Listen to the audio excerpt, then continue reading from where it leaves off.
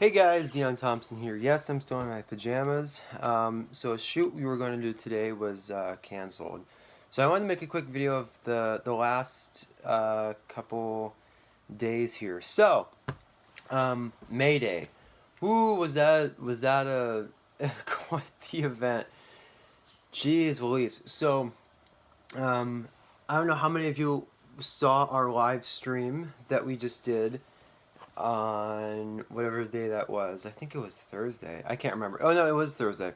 So when we got there, we arrived at a undisclosed location, and so we were going over the security briefing, and one of the people that was doing security for us gave me this, and absolutely love having this thing. I'm going to give it back to her.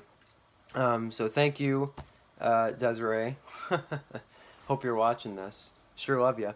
So, you know, she gave me this. I had also, let's see, I had also this guy, some spray here, and it got pretty serious. Like it made me kind of realize, geez, is this what it's become? Because 20 years ago, you did not have to have security following you around. You did not have to have bodyguards, for heaven's sake, for uh, speaking as a liberal commentator or a conservative commentator. Not at all. I mean, nobody would dream of it. But guess what? Here we are today. So it's just crazy. So we were going over the security briefing and what to do, what not to do, our secret code word for getting the hell out and everything else, and through that I was just wondering, wow, I can't wait for future events, because a lot of people, more people have been reaching out to me and our team, saying, hey, we'd love to do some more security for you. So there's a lot of people, and they're willing to do it pro bono, which for those of you who don't know, that means for free. And I'm like, wow. So there's tons of people that are literally willing to do it for free because they just, they want to join the cause and everything else. And especially being in Seattle, a couple weeks ago I was assaulted. Salim was assaulted twice that night. And yeah, so anyways, so we're back to May Day. Jeez Louise, guys. So we get there, and for those of you who didn't watch the live stream, I'm just going to repeat this. So when we got there, setting up equipment, a cop in this SUV stops by and asks us a bunch of questions, and we, obliged to his questions. And Zach, our security lead, God bless your soul, was carrying a paintball gun, and the cop was wondering why we had a paintball gun, and Zach explained. So they form a black wall. Antifa. They form a black wall. They open it up. Several people come out with bats, knives, or even guns sometimes, and stabs you, shoots, swings, or whatever. And then they fall back in the crowd, and you never know who they are because they're all wearing black and black masks. You can't identify their face, etc. So his idea was, it actually came from a Trump rally him and I went to, which was, carry a paintball gun and tag him in the leg so that way the cops can find out who it is, because the paint won't rub off. I mean, you can rub it, but it'll just smear and make it look worse. So that's why he was carrying the paintball gun, and it's actually a really good idea. So then we figured out our formation and everything. So we were literally walking about a mile and a half, maybe 2 miles, and literally like this SUV car was following us this whole time, and we didn't feel threatened. They didn't feel threatened. They know it. We know it. I knew it. And it was funny, uh, because we ran into these cops, like 15, 20 of them on bikes, and it was weird because we asked them a whole bunch of questions. Hey, when is the march going to come through here? And they said yes. And we were having a really kind of friendly conversation with them, and we were thanking them for their service and all that kind of stuff. So they knew we weren't a threat. So about maybe an hour later, well, before that, we go down the street, and we sit at this corner where we knew they were going to come through. and we were seeing a whole bunch of helicopters up in the air, hovering over the march, and we're thinking that's kind of far away. So we actually moved down to the march, and we see them like hundreds of them, not Antifa specifically, hundreds of them just marching, and but behind the front line of the march, maybe in some places in the middle, and then towards the end, there was Antifa, all in black masks and everything else. And so we tried to enter the march because that's our freedom of speech rights. We, for all intents and purposes, majority of those people didn't know who we were, like the people in the march. So we were press. We are literally press. And so we tried to get in there, and while all this is going on, while we're going up there, these 15 cops and bikes were following us all the way there, and we thought it was just an isolated incident. And it's like, oh well, they're going to the march too. Makes sense. But we tried to get into the march, and they literally formed a wall between. We need a wall. They formed a wall between the march protest and us, and they literally said you cannot go in there. So I believe we got this on camera. There's a little Asian girl next to us.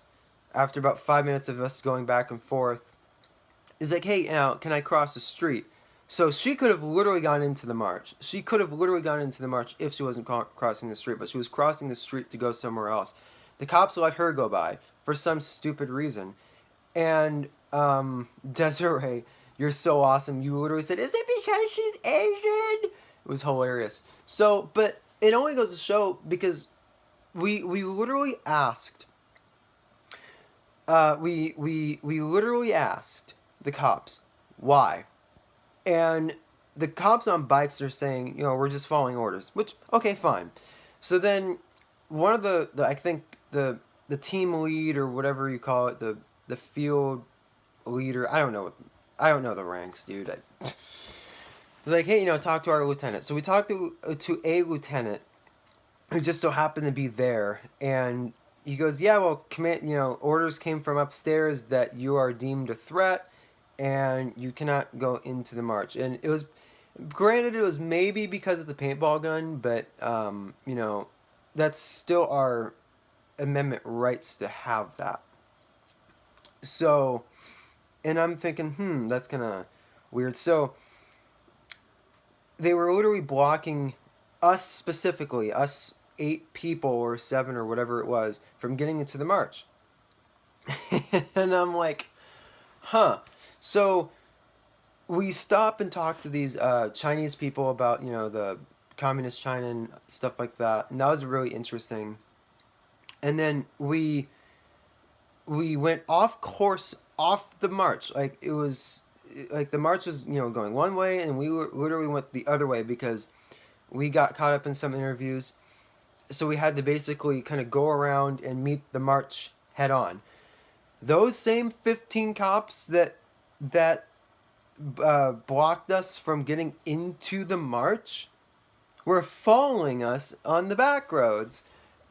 And so we literally had a police escort, a police VIP escort.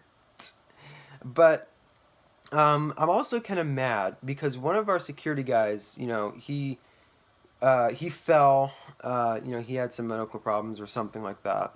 And the cops, so we literally went downhill and went back up because one of us called our other security guy said, hey, he fell and he get back up here. So we were giving him medical assistance, but the cops weren't. The cops stood there. Now, I'm all for cops. I love cops. But honestly, that kind of pissed me off. Like, they literally saw one of our security guys sitting on the floor, sweating and all this kind of stuff. And they did nothing. And so, again, I'm fully supportive of cops. I really, really love cops. They risk their lives every day. They have to deal with people giving them dirty looks every day. They, people say, they're pigs and they're terrorists and everything else. And I support the cops. I really do. Whenever I see a cop, I say, thanks for your, for all the work that you do, despite how crappy you're being treated and all the rest. But that really pissed me off about those particular cops. Like, so, this guy needs some help and you're just sitting there? Really? So, anyways, um, we followed the march, so we went all the way around it and then basically hit it front on. Those same cops were following us. So then we were also on live TV, Como 4 News a couple times, and yeah, and then after all that, so the march stopped at the city hall or whatever that building was, and they're having their little megaphone thing, and uh, I it was funny because all these Antifa suddenly showed up. Like that's where or they were either already there and they grouped together, or they all just suddenly showed up. So it, I'm just like, okay. So then we, start trying to ask Antifa some questions and get them to have a civil discourse, and most of them were just flipping us off. And there was 3 lines of cops between Antifa, another line of cops, and a line of cops between us, and they were literally pushing us off the street. And let me just tell you, what the our side of the protest we were just out USA, USA, and just supporting our country and wearing MAGA hats and stuff like that. So now we got a pretty good amount of interviews there as well. And then the cops were literally pushing us from one corner of the street to the other. Yelling at us, back up, back up. So, it got relatively heated. I mean, it was pretty much a screaming match between both sides of the line. So, a little later, we get into an Uber, and I'm on a phone call for like a business meeting, by the way, at this point, because I had to make a phone call, and you're like, okay, let's get in this car. So Antifa were literally taking pictures of us at this point. And about 5 minutes later, they posted on Twitter, we got their license plate, we got their license plate. And then Salim, and at this point, I'm having my phone call. And then it was so funny because the Salim tweeted back at them saying, it was a lift, you morons. Oh boy. And like, what idiots, man. So excuse me. So it was really funny because and this is why I don't drive to protest specifically, because I just know that by knowing the right people, you can find out information, like about if you had their license plate, you can, if knowing the right people, if you had their license plate, you can find out where someone lives, etc., etc. Illegally, by the way, because that's illegal to obtain that information unless you're a police officer doing an investigation. So that's why I don't drive to these types of events. I either let other people drive who are willing to take that risk, or I Uber or Lyft or take a cab there. So yeah. And then so that was Wednesday. So then we did our live stream on Thursday, and then on Friday I wasn't able to go. I really wish I was able to go. I regret not going. So on Friday morning there was a Affirmative Action Cookie Bake Sale. This is hilarious. So basically this bake sale, it was supposed to be like some small event, but the president of the organization contacted me and said, you should come, it's going to be lit.